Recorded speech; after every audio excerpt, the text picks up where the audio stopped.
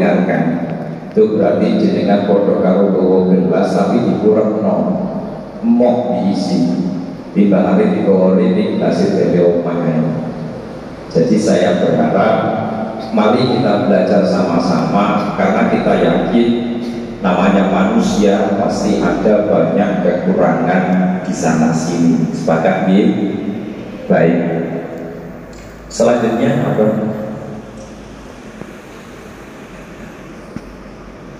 Bismillahirrahmanirrahim.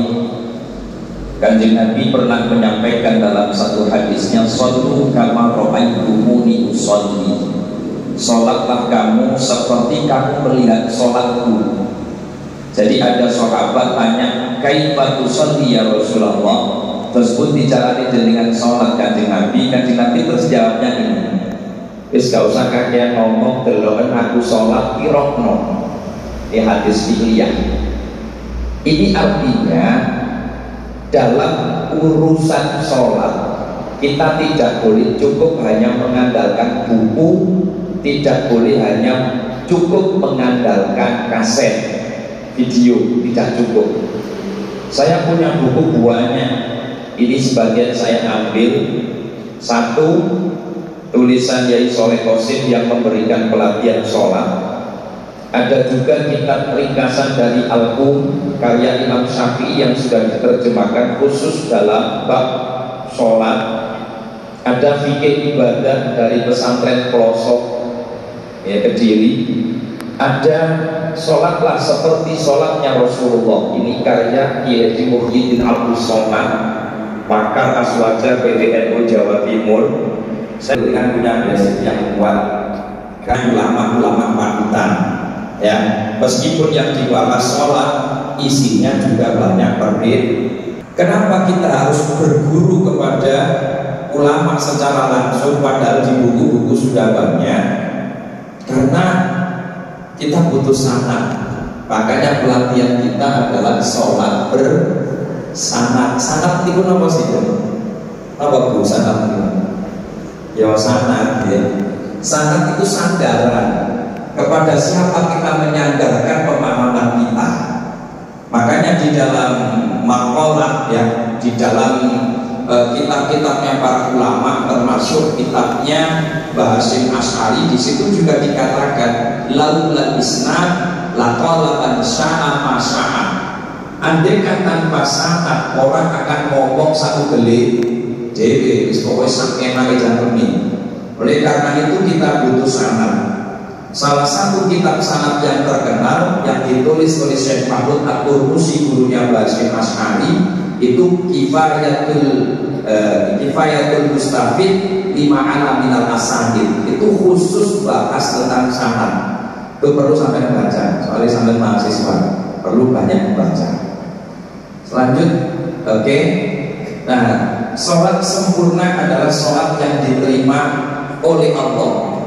Dalam hadis itu dikatakan, inna awwala ma yundaru fihi min amali abdi yaumil qiyamah. Sesungguhnya sesuatu yang pertama kali dari amal seorang hamba diperlihatkan di hari kiamat adalah as-sholat. Sholat itu nanti yang jadi tolak ukur. Fa'in wujidat tamatan, ketika sholat itu terlihat sempurna, kubilat ibu, maka sholat itu diterima. Wasairu amali, dan seluruh amalnya orang tersebut. Wa in wujidat naqisatan, ketika dalam sholat itu terlihat kekurangannya, ruddat alaihi tolak ya. Wasairu amali, termasuk amal yang lain. Oleh karena itu kesempurnaan sholat adalah sesuatu yang harus kita penuhi. Makanya Nabi pernah mengatakan sejelek-jeleknya pencuri ya, aswatus sarikoti adalah sejelek-jeleknya orang yang mencuri. Aswatus sarikoti, kata Nabi, maling itu ada yang paling jelek. Rasulullah, bagaimana orang itu akan mencuri sholatnya, Kanjeng Nabi? Nabi terus mengatakan alladzi la yutimmu ruku'ahu wala sujudahu, orang yang tidak menyempurnakan rukuk dan sujudnya dalam sholat, alias boten tumanina. Makanya disinilah pentingnya pengajaran sholat bersama, belajar langsung kepada guru.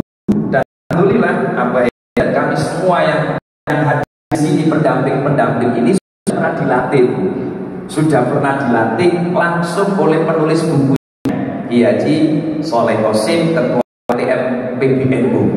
Ini yang latih langsung ya. Jadi ayo sholatnya harus bersanad, jangan hanya sekedar sholat. Sholat itu penting, bukan yang penting sholat. Paham ya?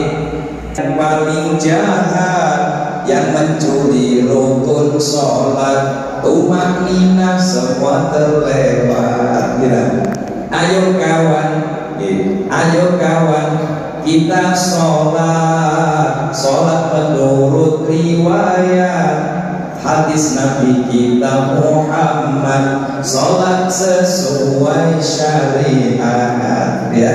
Hiburan lanjut Ustaz.